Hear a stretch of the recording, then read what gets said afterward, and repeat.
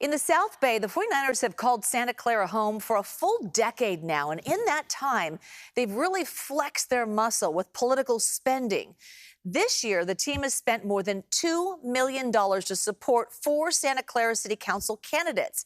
That is exponentially more than their opponents have raised. So Len Ramirez has a look at what's being behind all of the team's spending. And he spoke with a longtime 49ers fan and current council candidate who finds himself on the other end of that showdown.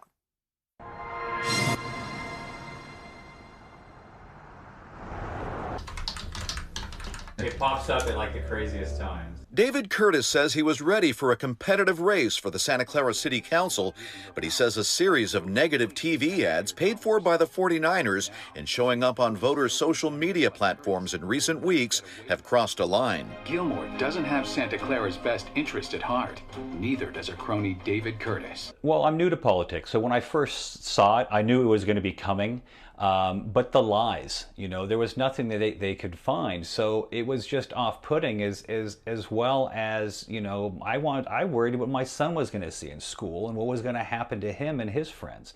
Curtis says he's also the target of attacks on mailers, which along with the TV ads are marked as being supported by the DeBartolo Corporation and the 49ers. It's part of a massive campaign by the football franchise to support candidates the Niners want on the council, such as incumbent Sudge Jane, who has not responded to an interview request.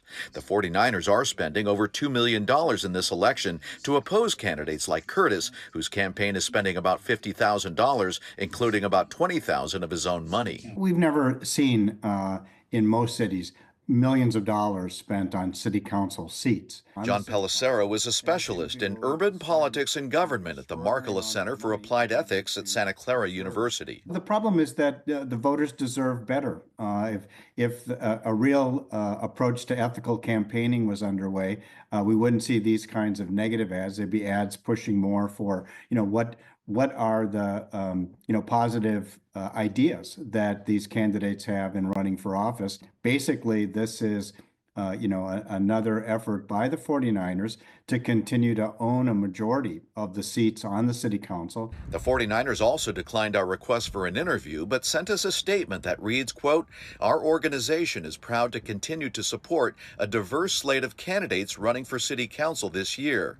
We are glad to see that the current council has effectively managed the city's finances, reduced the city deficit, and continues to serve the Santa Clara community."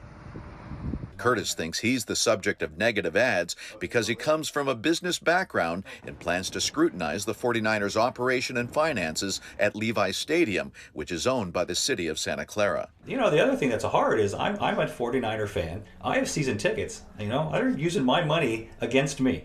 Curtis says he'll continue to reach voters with yard signs and door knocks where he can present his message face-to-face in the final days of the campaign.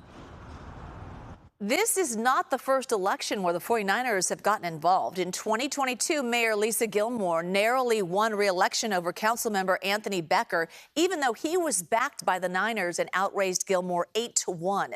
Gilmore has been a longtime critic of the Niners and has called for more scrutiny over the team's managing of the stadium's finances. Well, Becker is for re-election, but does not have the Niners' support this time around, and that's because he's facing felony perjury charges. Becker is accused of leaking a grand jury report about the team's relationship with the city council to a 49ers employee.